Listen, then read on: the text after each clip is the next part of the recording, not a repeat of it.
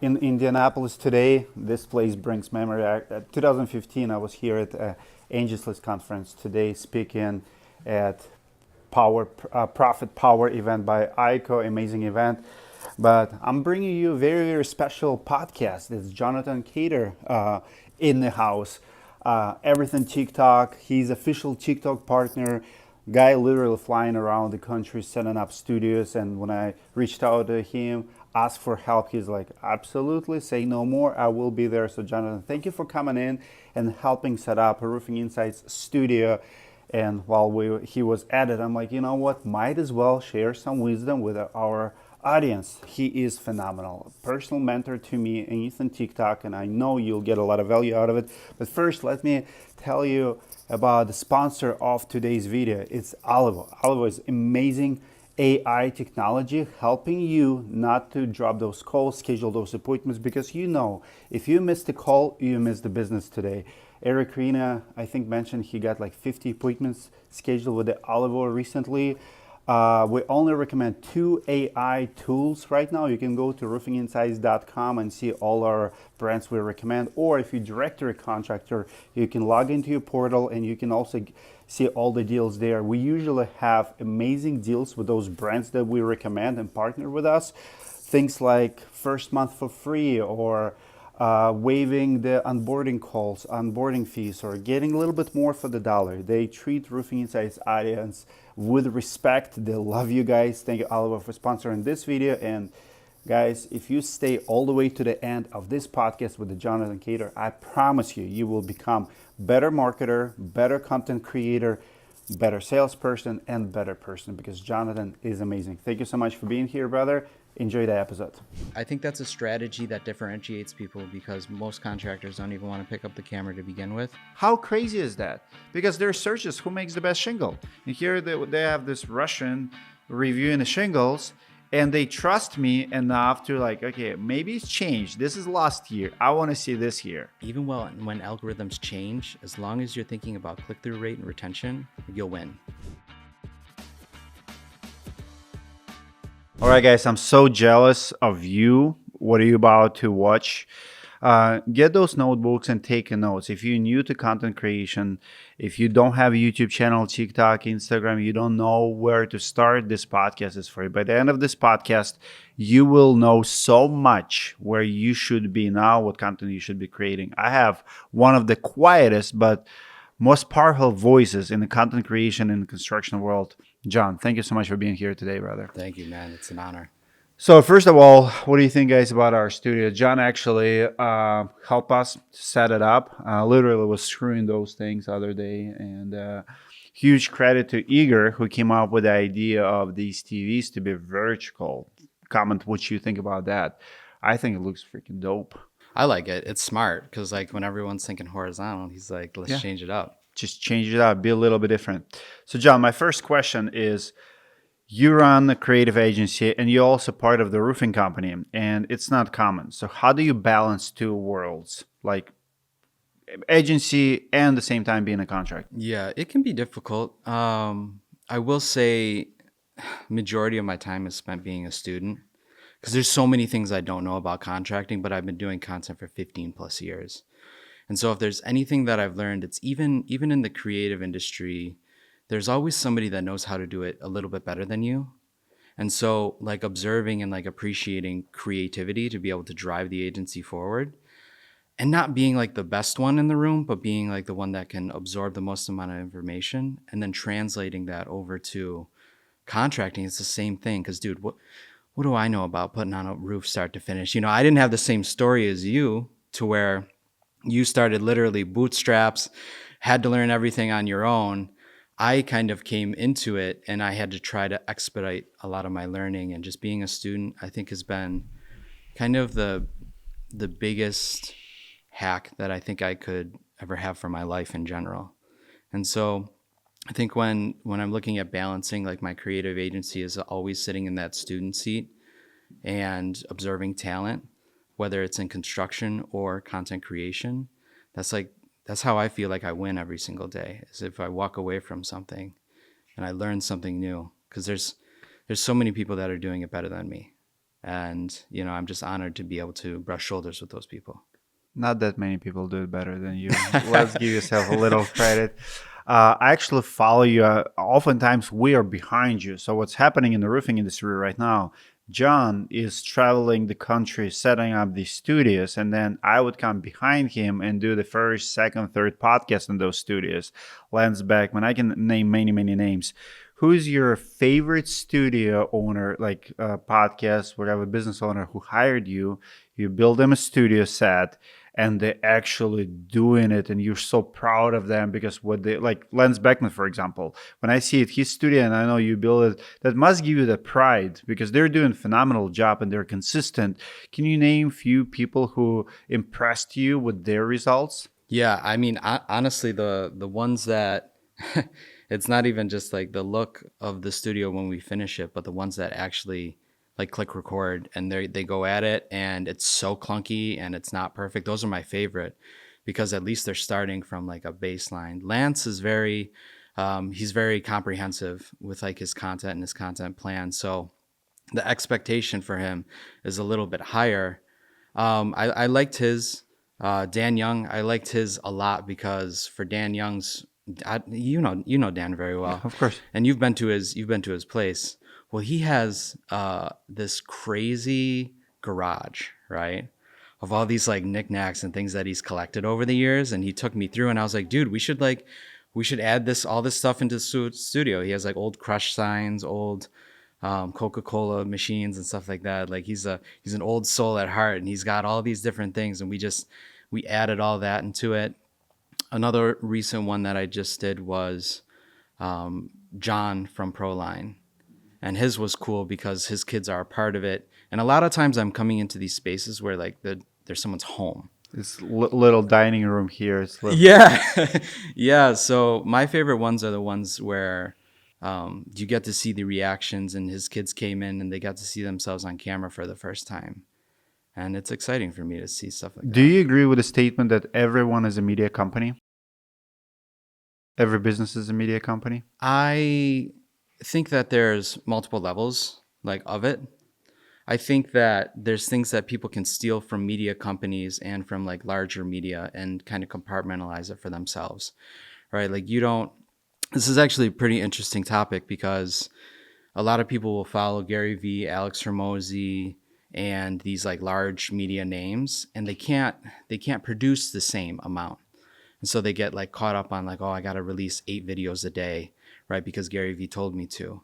And so what I would say is, though you are to some sort of capacity a media company, I believe that you're a creator, right? And I think that's an identity. Like for you, you identify yourself as a Russian, a father, an immigrant that started from nothing, a business owner, a truth seeker, right? You have all these things. And most times people, they don't identify themselves as a creator. And so rather than thinking about creating a media company, identify with this yourself as a creator What first. does it mean to you being a creator? It means it means everything because you, I, anybody else, like they've been inherently given creator. You have been created, whatever you believe in, you've been a creator at heart. And so most times you go your entire life and you never identify with that. But the truth is you've always been a creator. And so I think for me, it means one opportunity. I can create whatever I want to and become whatever I need to be, right? I can tell stories. Stories, have existed from like the dawn of time, right? And so for me, being a creator is more about being more of myself. And so I think of it like that. Would you agree that a lot of people, so they're creators, but majority of people today trying to copy someone's work, almost like stealing, we copy trends, we'll look at what else is there and how can I build on it versus going and create something. I'll give you my journey, and I never shared it publicly, but you're the perfect person to talk about it. For many, many years, when I started the roofing process conference, I stopped going to RoofCon. I did not go to RoofCon for 5 years. The moment I sold it, I go there. Same with Window Storm, because I wanted to create the best conference, and I never wanted to someone to accuse me that, or you're just stealing from that person, or you're stealing from them. I stopped listening to all my mentors, like Rodney Webb's and like Adam Bensman. I would not watch Adam Bensman content because I don't want my content to be like them, because that's the danger. If I listen to Gary Vee or Harmozy, like I notice for myself in the morning, I'm listening to something and it gets my brain fired up. And I'm like, I should talk about it. He's right. Like, I like this idea. And I'll go and create a full note. And I'll like, here's the top 5 things that you need to know. I'll get inspired from it. Right. But I don't want to get inspired by Hunter Ballou. And I love him. Like he's a good guy. I respect him. But I don't want the industry to have 200 Ballous or like two Adam Bensmans. I want to be as original as I possibly can be. And for that matter, like I stay in my lane. And I feel like so many people just trying to straight out copy. And you see it immediately. There's something comes out like, oh, he's just trying to do that, or he's just trying to do that. Do you agree with that? I think certain things help for inspiration, but I want to double click on something that you just said. People go their own ways looking at different people within the space. Have you ever read the Four Agreements? No. So in the Four Agreements, they talk about how you're given a set of worldviews, whether or not you subscribe to them or not, right? So like your father or your mother or your great grandfather, they give you an identity or a set of tools, or the spaces that you're in, they give you an identity. And most times people go their entire lives copying different things because that they think that is what the normal is, right?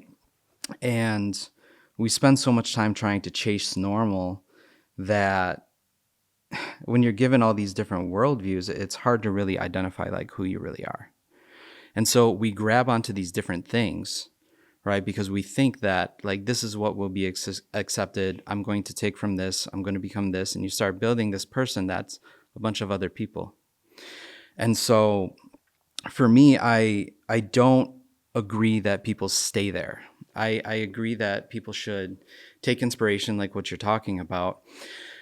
However, there's identities that you should abandon, right? That are just not you. And if you're going to show up as yourself, you need to be able to see those things and like form that person yourself, and do away with different types of worldviews that you're given, or different types of plans or strategies and whatnot. We call those copycat creators, by the way. We have different stages for each one of our TikTok has creators. full of them. You'll have a regional. I noticed a lot of girls on TikTok. They'll have a regional one. I've seen it in the comments, and they're like, "She did it better." And there's literally creators on TikTok that all they do is just copy someone else. There's just not much original. Like the dances, it's all the same. Even how they dress up. And sometimes I'll watch two different creators. Like I'm like that. I've seen that, but it wasn't you. And you know what that is, to add to your point, that's people following a format. And so there's trends and then there's formats. And this is something that I've recently started educating Do you myself agree about with on. that? Like, should we follow trends? Trends, no. Formats make more sense. So a format is a duplicatable format for storytelling, right? And so if you look at, like, let's look at the ice bucket challenge, right? How many people are still doing the ice bucket challenge? None, right? Or barely any. If you're still doing the ice bucket challenge, comment below. You're behind. Um, but the ice bucket challenge was a trend, and it went away.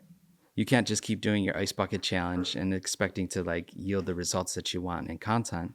And so what I like to do is I like to look at formats. There's like man on the street, right? It's a person going up, getting like hot button questions with like random strangers, and you're getting some differentiation between their reactions.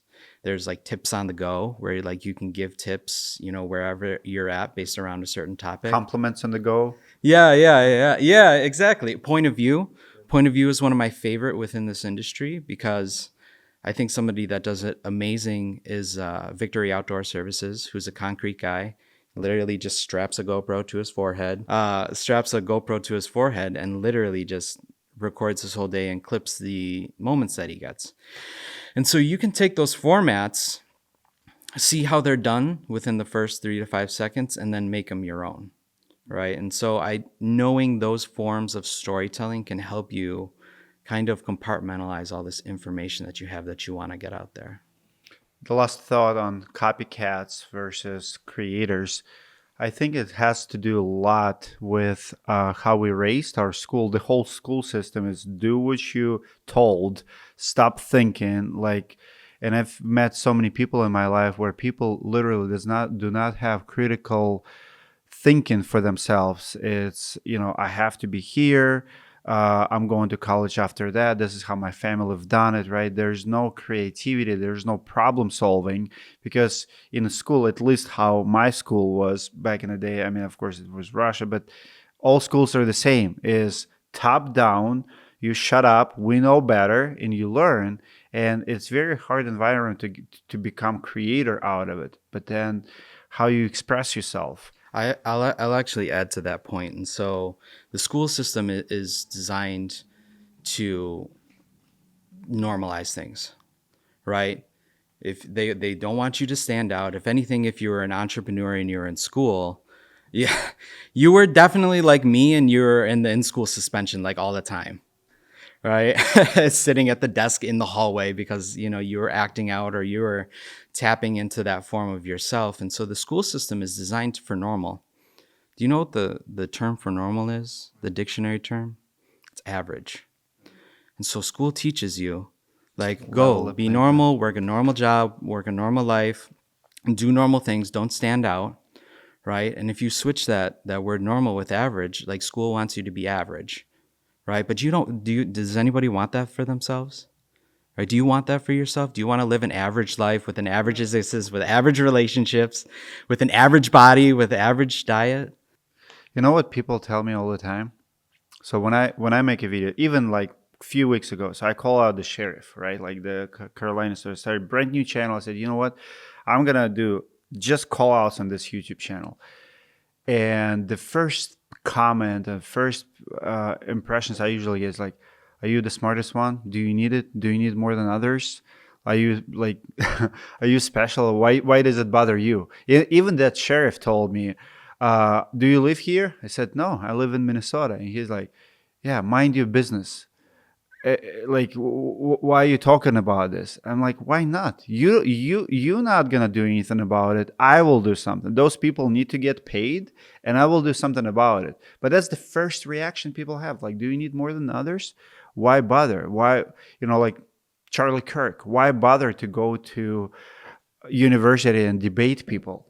It's dangerous. It creates friction. It creates abnormal, right? And people are generally afraid of things that aren't average, right? So like there's This that is going friction deep. there. I'm not even on third question. This rarely happens. Honestly, we just keep going. I could literally. This is what in the creators then. So little of what sometimes we talk about is content than the strategies because there's so much work that needs to be done deeper. I love it. But I want to get to it. So when you're helping a brand or influencer to grow, how do you decide whether to prioritize reach or engagement first? So we have reach and engagement. Like, what are we going after when we just getting started? I would say engagement and authenticity, right? Because if you can have somebody engage with you and it's actually you, right, and you're not just playing a part, you can have a fan and somebody that can be bought in for life that you can create relationships for. Like on my Instagram, I have about 9,000 people that follow me. They're the most 9,000 influential people in the world, by the way. But but in the same sense, somebody that is a micro influencer that has great engagement, brands will even align more with that person than the massive follower that has, amazing reach and nobody's commenting on their stuff. Nobody's creating a conversation, which is perfect to some of the content that you do because you create conversation, right? Because you create friction. You give the opportunity for people to have conversations in the comment section. And that's what it's about. I love I don't like the word influencer. I like the word thought leader. So like for me is when I create content, I look, it's like, all right, so industry likes, there are a lot of people who say Lambos and Rolexes, right? Like you have best-selling guys, give them Rolexes, buy a Lambo, impress people how much money you make. I'm like, okay, I don't like that. There's a different thought. You can also do it this way. And I'm not going to go and bash people who do Rolexes and Lambos. It's fine. There's one way. But I'm going to go and create content around, hey, you can be super humble. You can have, simple cars. You can drive a minivan. Real men drive minivans, right? You can do this, this, and this. And this is a thought. And I'm a leader in that thought. And guess what? Hundreds of people agree with me. It's like, yep, I would rather have that than that. I can afford that, but I would rather do it this way. Two different thoughts. Yeah. And I mean, imagine that also to your point, imagine that person that is doing the Rolexes and the Lambos. How relatable is that person? Like it, I mean, 10 years ago it was a thing, but Yeah. today it's kind of like you don't want to do it. It pushes people away. It's arrogance. Yeah. It's showing off. Well, I think about me when I first started, like I didn't have that stuff, and so if I'm going to relate to a brand and you're going to be posting all these things that are outside of who I am, right? Like the chances are I'm not going to have I call it an affinity online. It's like how close like someone is to your brand. And today it's alpha male university, right? But again, it takes there's a space for it, but I think it's getting old so fast. Like it's your Andrew Tates and Wes Watson and all of those. It's getting old. I think they're being canceled these days because they don't stop and they don't adopt. They keep leading with that. Like, look at me, I'm bigger, you weak, I'm strong. I'm like, who cares? Okay, you start working out 10 years prior than me. Let's talk 10 years from now. And we'll see how you're gonna look. Like, look at Arnold today and a few other actors who are like, right? So now it's not who wins today, it's who wins the long game. Anyway, it's very interesting topic. But when he said that most influential people follow him, he's not even kidding. Let's talk about people you worked with. So Samsung, Mayweather Promotions, Shopify, major platforms. What's the common thread in successful content across all of them? So you work with all of those massive brands. How are they different? Experience. They're solely focused on the audience and the user experience. So even when so I remember I was working with Ashley Furniture and we were going to Samsung because they were going to do it like a Samsung rollout. Now, most times, because this is Ashley is almost 100% commission-based sales reps, you would think that they would talk about lead generation. How do we get more people through the doors to buy our furniture and to buy this Samsung gear? And so Samsung, when they're having like their executive meeting, they're literally talking about the experience. When somebody goes to lay their head down on their pillow at night, do they have like a TV on the ceiling to where like they can like just tune out or like have like a fireplace or something like that? They're sweating the details of things. And I think if anybody within this space is trying to really hone in on some of the things that these larger brands are doing, they're thinking about experience. I had a very long run with Mayweather Promotions and their fighters that they signed. And even then, there would be some roadblocks with the champions that would work there, because there's big egos within the boxing space, right? You have to believe that you are going to be a champion, and you are not that you're going to be, that you are a champion, and that nobody's going to beat me. So when I brokered YouTube boxing and I brought KSI into the space, there was a huge shift in resistance. And that resistance was like showing things that were a little bit more vulnerable than what most champions show. But the industry took off because they started showing more experience. They made the viewer feel closer to the champion. And so when you're looking at all these major brands are actually trying to shrink themselves, right? To like direct customer interaction. So though you might think they're like massive, they're actually trying to think of how to make themselves smaller so that they are more relatable. Love it. And big brand, that's what I love about social media. It's an equalizer. Big brands can be small, small brands can be big. It's your positioning in the market. It's very fair, and it blows my mind how small some of the big brands are, and vice versa.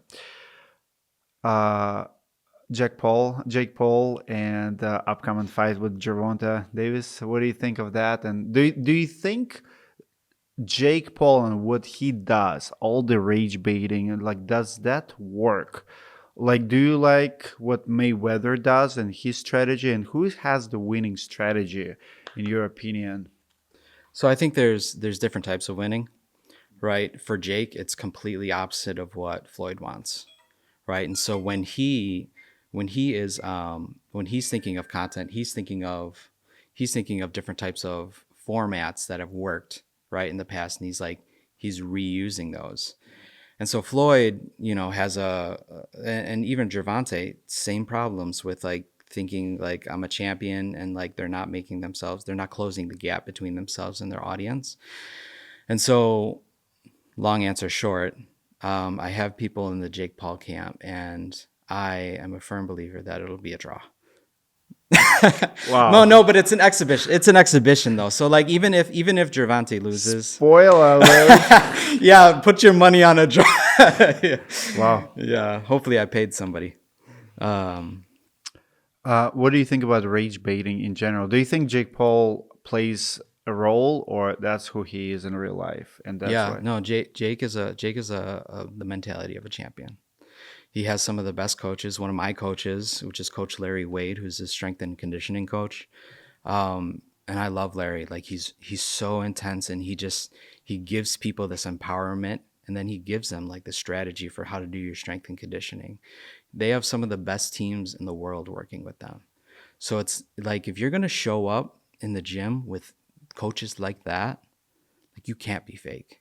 And I've seen people that come into No, this space what I for mean, it. like his character on the camera, like the rage baiting, No, I think there's a way that the he, dirty talks and all yeah, trash because he's talks. marketing mindset, right? And so for anything that you see as a rage bait, that's also kind of like his personality a little bit, right? And So so he's like that. he's only being himself. But what I will say is I've never seen anyone on his team count him as unfair, right? And that's I think a huge thing with these influencers that get this like notoriety, and like they're building like an industry, is that yeah, they're fair, and they're he's also a winning team because he'll give equity to the people that help him get there. And that's a huge thing if you're going to give up equity, which you've also been a part of with the different businesses that you have. Like equity comes with like a big task, right? And a big responsibility. And so he gives equity to people that are there with him. Dana White or Jake Paul? I don't know.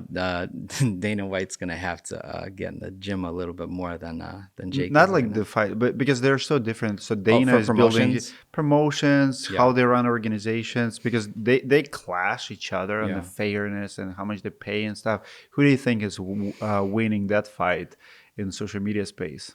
In innovation, Jake. In stability, Dana, because He's he just so started solid. everything from the ground up, and he's also partnering now with like people within Saudi, and so there's like a lot of funding and stuff like that, and more opportunity to kind of push what he's doing. But to that, the flip side is Jake has built that audience that he's trying to acquire through like finance, but Jake can acquire it organically. Yep. And so like there, it's almost like you're saying which giant is a bigger giant. And it looks like Netflix is disrupting all of it. Do you think MMA might be on Netflix one day, A hundred just like percent, boxing right hundred now? percent, 110%. Really? I think that streaming and live streaming is going to be not just within entertainment space, but e-commerce and content creation. Because if we're talking about something that sustains way past any trends and stuff like that, it's authenticity. Yep. And you can't fake like when we had the GoPro go off just now, like you can't fake that. Of course you can cut it and stuff like that, but that's going to be on the live. Yep. And so, People like it. yeah, especially, I've gotten a chance to peek in with a lot of what TikTok has been building and some of their strategies and stuff like that. And they focus really hard on live. And so you just see different trends. Netflix is competing with live now, TikTok, YouTube for sure. YouTube for sure. YouTube is also competing in the e-commerce space with YouTube Shop. So I think there's going to be a huge shift to live because people want the person in front of them. They don't want the production. I love it. I agree. So learn how to do live. What do you think is going to happen to boxing and YouTube? Like it kind of peaked at one point. I've seen, was it even a league? Like where YouTubers were fighting each other. Like it was like two or Yeah. three events. I know like Mike the Doctor was there and a few others. Where is that now? Um, it's going to be hard for a lot of YouTubers to compete, right? Because like champions, like to be a champion, you actually have to put in the hours. Yep. Like, and here's the thing: even if you put in the hours, when those lights go on and those lights hit you, it's different. Yep. Like you had all this training Yep. and all these things, but you know what you couldn't do?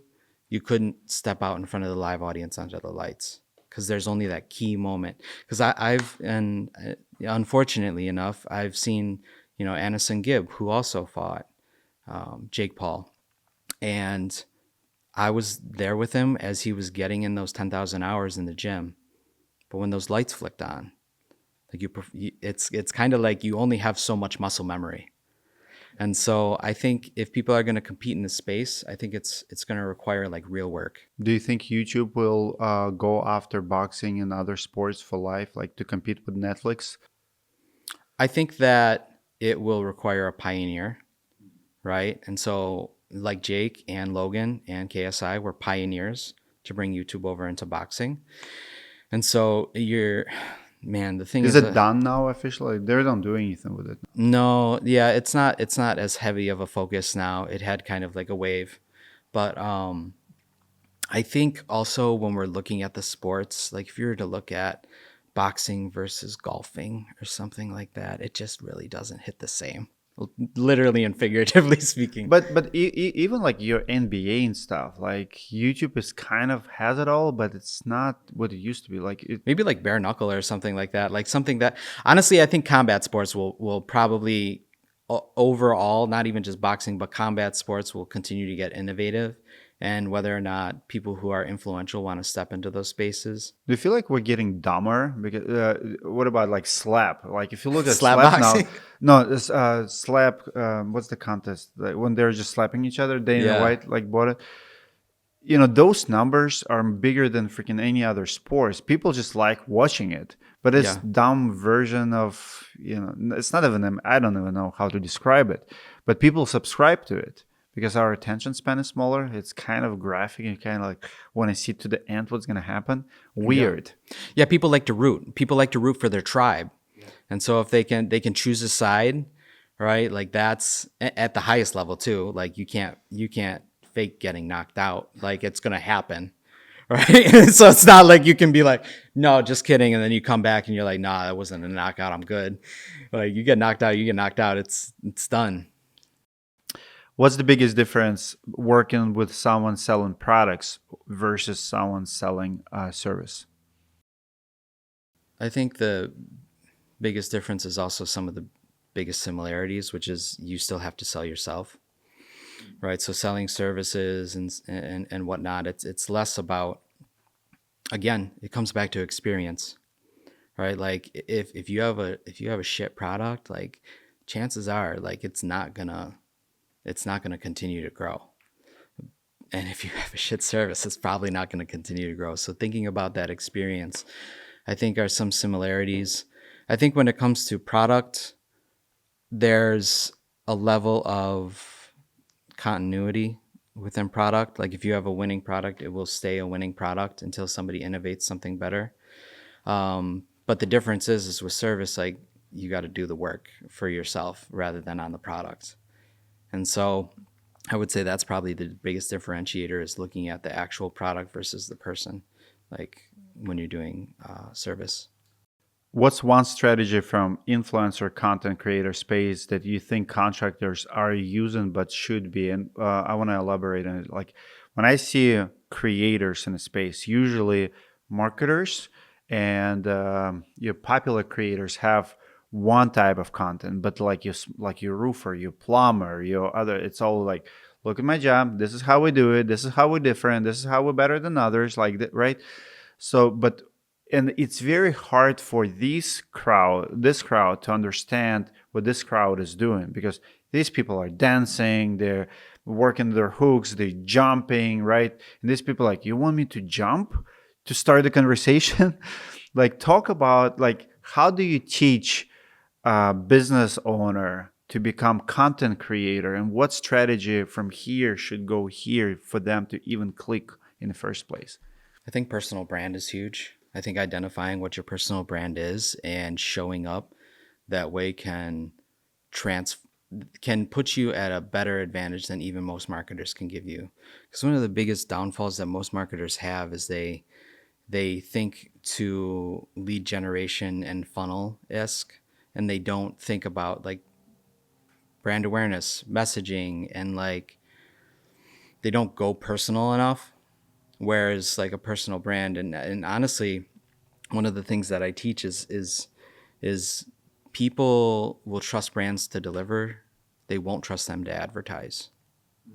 And so if you are trying to compete with all this attention and space, what I can tell you is the biggest differentiator will be focusing on your personal brand to be able to grow that, creating authenticity, maybe seeing some of the ways that storytelling is delivered and then adopting some of it into some of who you are.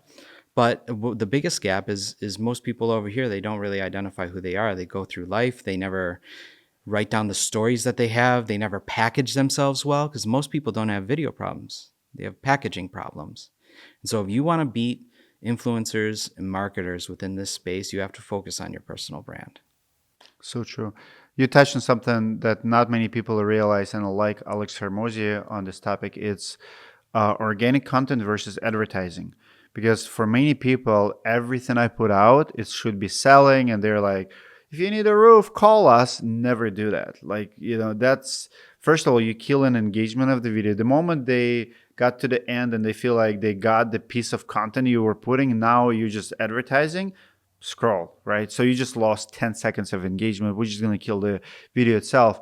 And Alex Carmozzi says, he never does any promotion in the video.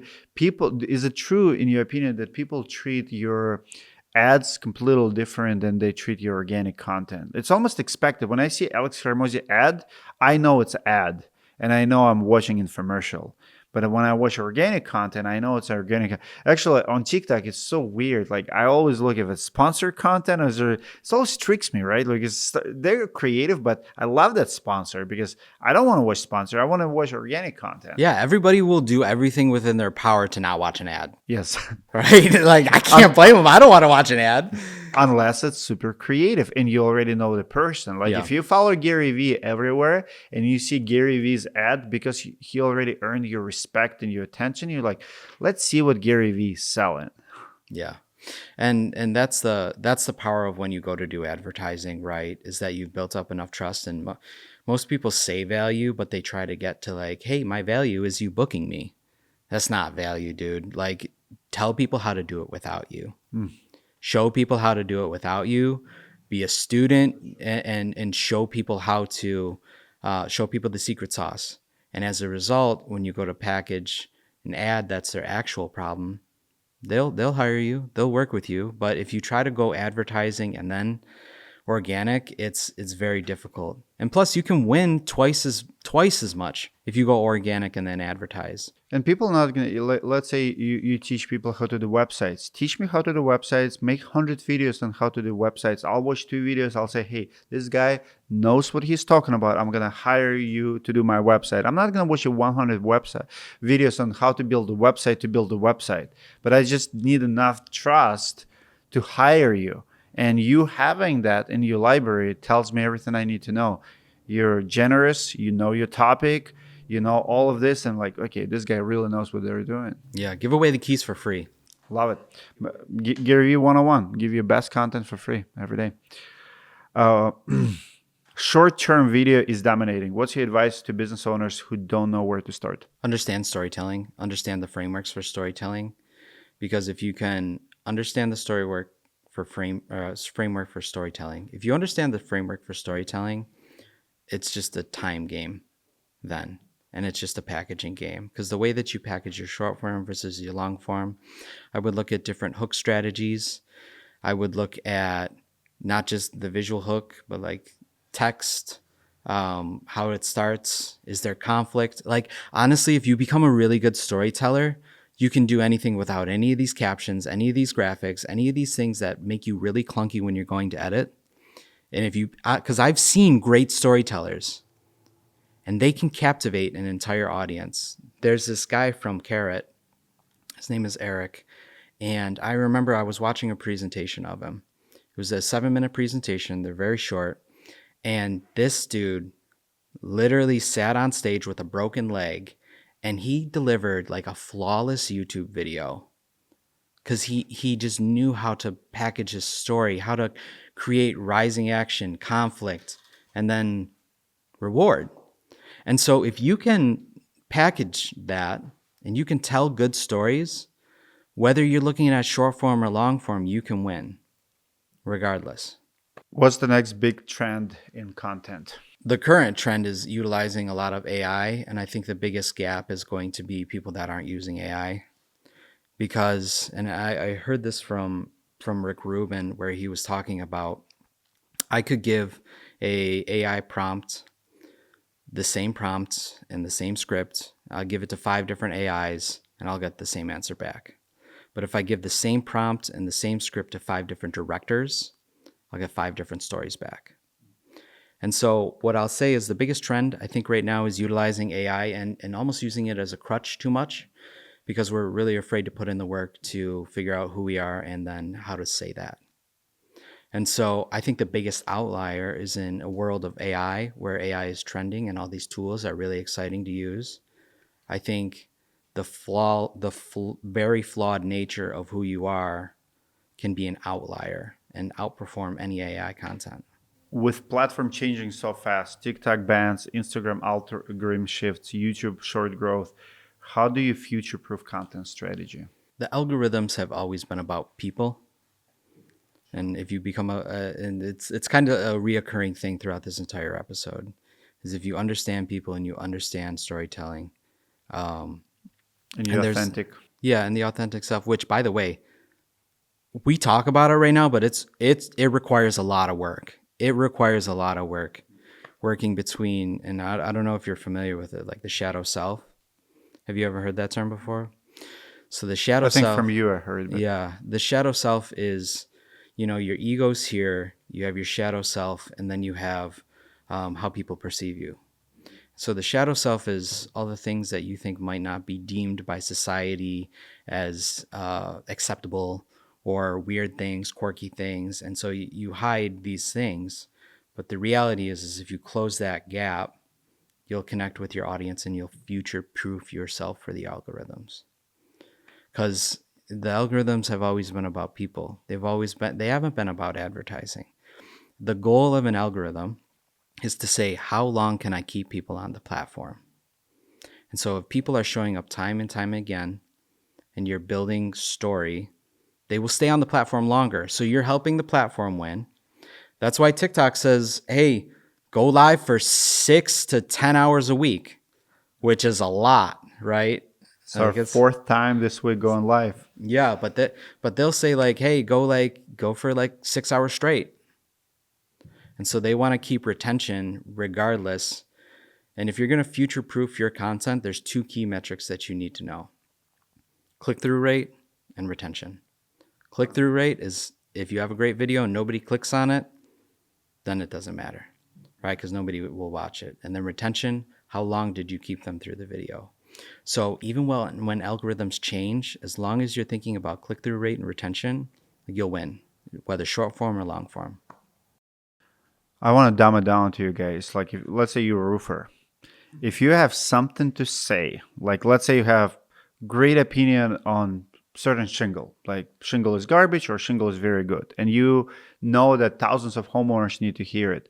If you go and turn on that camera and say, hey, don't buy this product, here's why, YouTube, TikTok, Instagram will take that piece and will share it to Johnny, who's a homeowner, because YouTube, I mean, all algorithms, they know the audience, they know the search. There's someone today who is looking like, and your phone literally listening to you. Have you ever have, talk about watch and then next thing you see the watch? So if they're talking the house is about roof or shingle, guess what?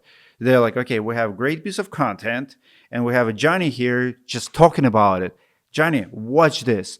The platform literally will take your opinion about that shingle and put it in front of the homeowner. And you hear sitting, why should I do that? Why should I do content? This is dumb. This is stupid. They will find the audience for you based on their interest at that time. So if someone types in, like I have people watching my shingle guides, and every single year I have these comments because I've been doing it for 9 years now.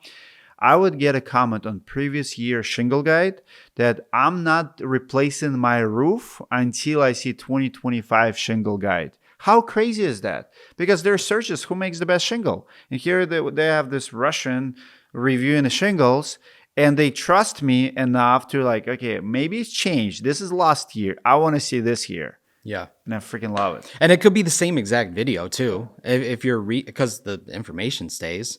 Information's the same, and if you repackage it, I'll actually double tap on what you just said. One of our students, Tara, who I take so much pride in, she went from like not creating content at all, so very similar to maybe some of your viewers that are here, and she did a difference between 3-ply and 4, right? And she just did like a review, and for her, that was her first like 8,000 viewed video. Right? All she did was create a conversation. She made an opinion about something, and she gave value without any call to action, any form of business to happen between them. And so her reach, skyrockets from that. So if you're watching this and you're trying to figure out how to package your content, start with your opinion, start with understanding what people are looking for, and give free game, give free value. So do you ever struggle with being on camera? How did you overcome it, or do you still have it?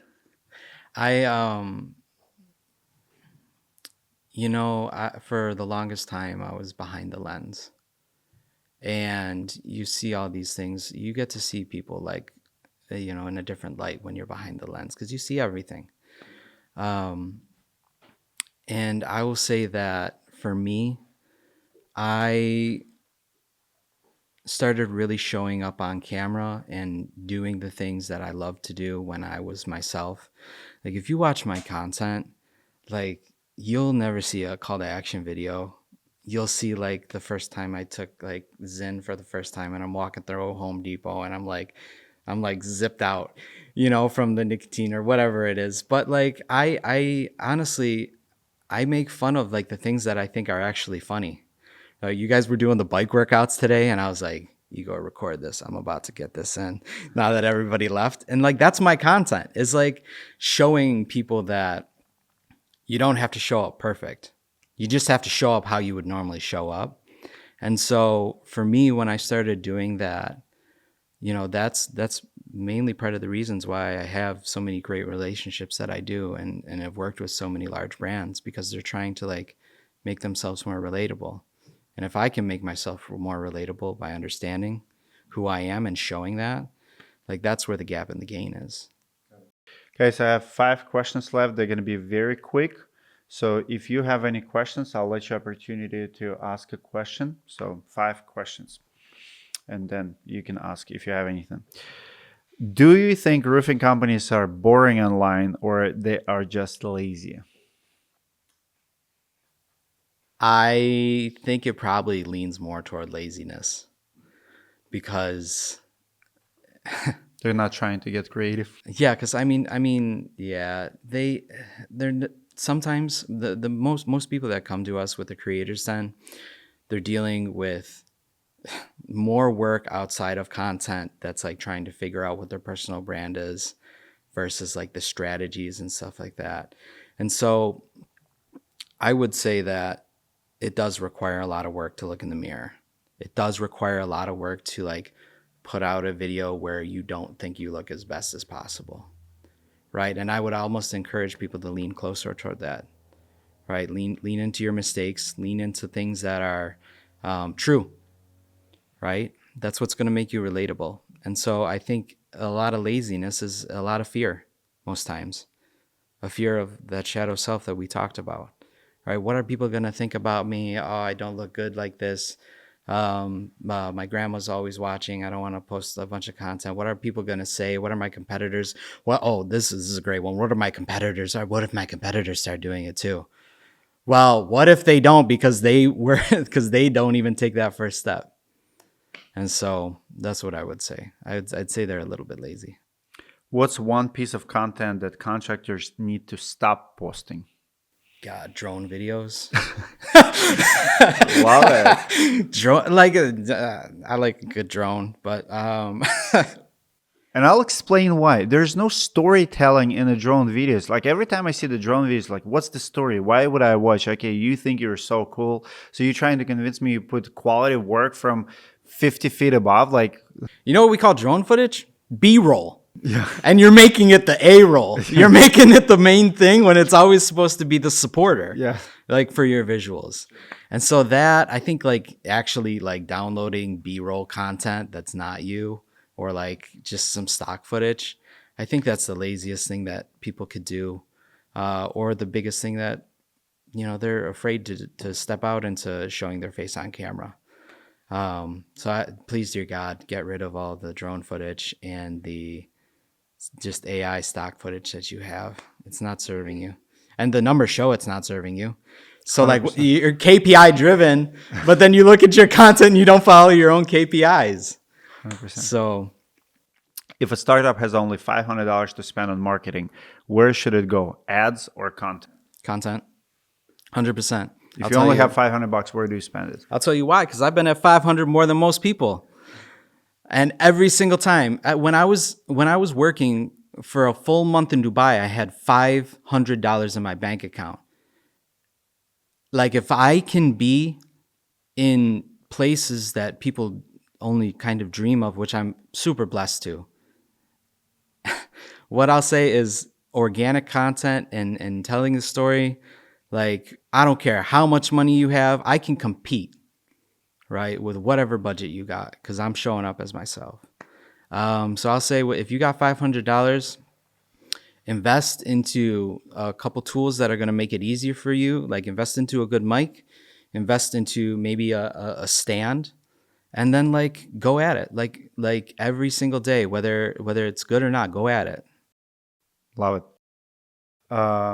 We all know the answer to this question, but I wanted your take on it. Who is more influential right now? A contractor with a 500 loyal followers or a contractor with a $50,000 random ones or paid ones? No doubt. Because I've done brand deals for those. I've done brand deals for those contractors. And so a part of a creator's journey is being able to acquire brand deals and have a brand pay them to create content. I'll tell you what, if you got 500 loyal followers of people that are committed to your content, a brand will take you and they will pay you a great amount of money than somebody that has millions. Because if you got millions of followers, sometimes brands look at that and without even knowing your audience, they'll go, oh, they're out of our reach.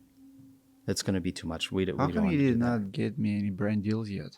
I need a brand deal. I can use another brand deal. All right. So comment below if you are a brand and you are looking to partner with Business Hats and Roofing Insights. Dmitry's been in the game. So like, you know, you got the best of both worlds here. You got the numbers and you got the authenticity. So love it. Last question, and then we'll go to the audience if they have any. What's your most unpopular marketing advice? My most unpopular marketing advice starts here. So this is my press book, and I would recommend that every single contractor steal this. And so for me, I take 5 minutes out of every single day, and I free write. And I write things that I've observed within the day, how I feel about certain things. because if you don't do this work, you're not going to be able to turn on the camera. And you'll see in here, there's a whole bunch of moments that I've had in my life that I've written out. And I would recommend just get yourself a hardcover book and some empty pages and start going to work on yourself. And free writing, it can be difficult because you want to write out your journal and you want to have it all perfect and nice. Dude, I'll write on the side of the edges, and if I get ADD, I'll write that down, what I'm thinking, how I'm feeling. Oh, I'm hungry. I rolled my ankle earlier, And so allow your thoughts to come here to here, because what I'll tell you is that the biggest secret that I have to storytelling is in this black book, because then I go back and then I see all the moments and the singular lessons that I want to teach people, and I structure them around the moments that happened to me. And so if you look, you don't even need $500 for this. You need $3. You need $3 for this, and you'll become a phenomenal content creator with a personal brand. Any questions from the audience? Yeah, I have one. Yeah.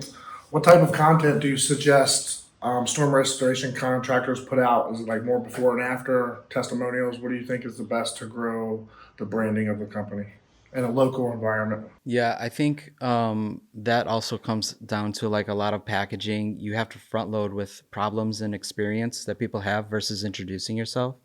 That's another thing I want to see disappear. I want to see people introducing themselves within the first 3 to 5 seconds gone, because people relate on What pain problem you that solve they have and what Yeah. problems that you have. So if you're a storm contractor, what I would actually do is I would write out the certain types of problems that people have and the situation.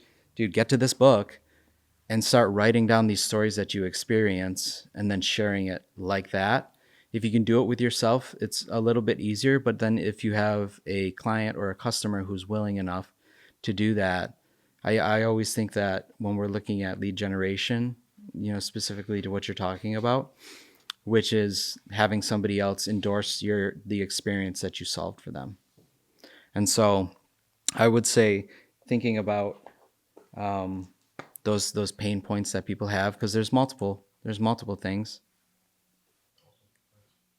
Anybody else?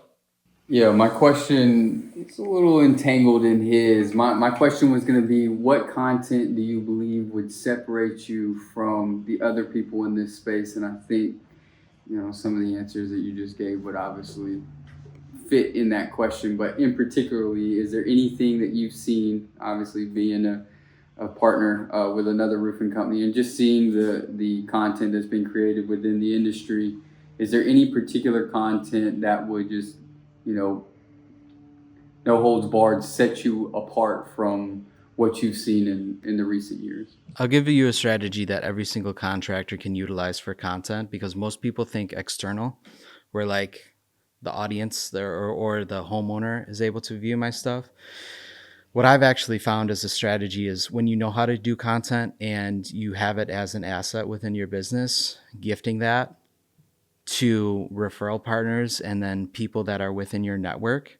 So if you're learning how to do content and you do it really well and you have it as an asset, provide that asset to your other people within your network and front load the value. And that doesn't even have to be something that you like post externally. It can be something to where you highlight them, or you get their story, or you get some content for them and then you gift that to them. So I think that's a strategy that differentiates people, because most contractors don't even want to pick up the camera to begin with. But my biggest strategy, even to being able to, acquire certain sweat equity positions within companies, is, hey, I know how to do this. Here, we're going to do this. It's going to be a good revenue driver, and I already know how to do it. And so if you can learn how to shoot and you can learn how to tell stories, you can gift that to people and you can teach other people how to do it. Anybody else? We're going to wrap it up. Before we do, Go ahead. seeing we're talking about gifting, Louis, can you hand me this here? Oh, look at that. So That never that happens. being said, I knew that it was your birthday. Okay. And so don't show the Target bag, because they're not endorsing you. Okay. Not yet. Not yet. Talking about brand deals. And so I wanted to give you something that was specific to some of your life that is in my life. And And so the Schwitz is a Russian bathhouse. Sorry, it's a little messy. I tried desperately to get it through an airport, but I got you. The Schwitz is like 100-year-old sauna that's in. It's like a Russian bathhouse in Detroit that used to be run by during the Prohibition, a Jewish Russians, and so there's a nice sauna head 1930. there. Love it. Thank you Yeah. so much. That means a lot. My dad loves these. Yeah. Like you experienced it last night with my dad. Oh my God, he destroyed me, dude. Dude, So for those of you who don't know, so you probably used to dry sauna. My dad loves wet sauna, and you get heat with these, so it opens your pores and your nerving system just getting shocked. So it's sauna extreme, like it's absolute extreme. How was it for you? Oh my God. Ugh. If you've never, oh my gosh, if you've never been pushed to your limits, this pushes you past them. I thought I was going to die on 3 separate occasions. The first time, I was like, cool, we did it. Great. He goes, 5 minutes, go back. And I was like, dude, 5 minutes? I turned the camera on. You want to talk about showing up as the authentic self? I recorded myself. I said, I just met a new friend and he wants to keep doing this and I'm going to die. He comes back. I take a deep breath. We go in again. Boom. He's hitting me with these. God, it's getting hotter and hotter and hotter as we're going.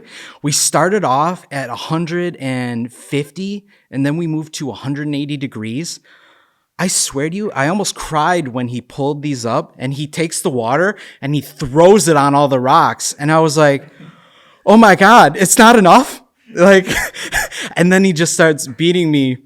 And then, the third time, then we leave, and I'm like, I think he might let up on me. And it's funny enough, I wrote down some rules here, some rules to become Russian, and God, we go in. Talking about being a storyteller.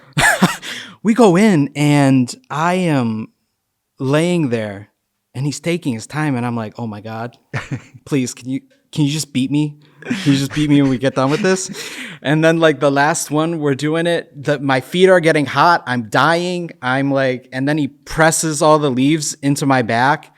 And then I just went, okay, enough. Okay, we're good. And I ran out of there as fast as possible. How was the cold plunge after that? Oh my gosh, the cold plunge was nothing. Dude, the cold plunge was nothing, bro. But I wrote down some rules of engagement if you want to become Russian, and I'll share them with you here today. Maybe you can add to them. So first thing is, do something hard first thing in the morning. Be quick to decide. Instructions are hard but necessary. Pain is a part of the most beautiful part of life in Russian culture. So if you're trying to adapt, write these down. Limits are what you allow them to be. Always compete. Hit the finish line above all else. Face the shadow self daily. And forget the word normal. What? I would add one more. Food has to be earned. Like every single day is like when I go to the meal, I'm like, I earned that meal. And if I'm not productive, like I earned that meal today. Like I've done all of this, I've done all of that. But if I don't eat, if I don't work, I don't eat. That's like my number one thing. Dmitry, it's probably your greatest strength that you could utilize and show people, because it's not normal. Getting beat up with these leaves is not normal, bro. What you do is not normal, and it's not average. And so if you can think of things that are like that within your life, like forget how big you are now in the space. You'll be able to impact. I feel like we're just getting started. That's why you're here, and we keep learning. Little context to you, like I wanted to grow on TikTok, so I asked John, hey, we're building a new studio. I don't know nothing about TikTok. Would you teach me? Because you need mentors in your life, and we're going to finish with this. In 2025, if you want to be successful in business, you not only you need mentors, but you need coaches who will do it with you. And I'm talking about coaches who will help you understand financials, understand sales. You need a sales coach, you need a fitness coach, and you need a content coach.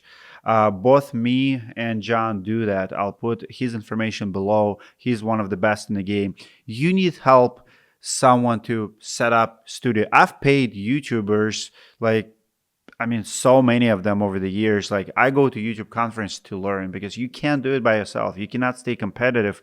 And it's not saturated. Like, you might be number one YouTube channel in your city. Like Chicago, we have 1, 2, maybe solid YouTubers there. More like Atlanta, we have Raymond and a few others. But you can have 6,000 roofers in town, but today your YouTube channel, your social media account is more important than your website. So we manage like 20 YouTube channels. So you can reach out to us. We'll literally teach you how to do it with you. Reach out to John. He'll help you build a studio, mentor you how to do it. It's not a rocket science, but you do need a mentor. I'm convinced you cannot do it by yourself anymore. That's why we do what we do. Thank you so much for coming. This was helpful. Everything. Like, my experience was through the roof this week. Thank you, brother. Yeah. Dude. Thank you for the gift. Yeah, of course. Summit Roofing, this is Claire. One moment, please. Yes, I'm pulling it up just a sec. Missed calls? Lost leads? Forgotten follow-ups? Meet Alivo, your AI-powered sales team, built for roofers. Lily answers your phone. Evan boosts your speed to lead. Alex gets estimates signed. And Jenna collects reviews when the job's done. Imagine all your calls, texts, chats, and emails handled 24/7. So you can finally turn this Still on hold. into this. Hi, yes, this is Mark. I'm looking to schedule a roof inspection. Absolutely. It's the whole sales cycle running itself. With Alivo, you'll never miss an opportunity again. All right, looks like our schedule's filling up nicely. Perfect. Join roofers nationwide who trust Alivo to keep their business moving.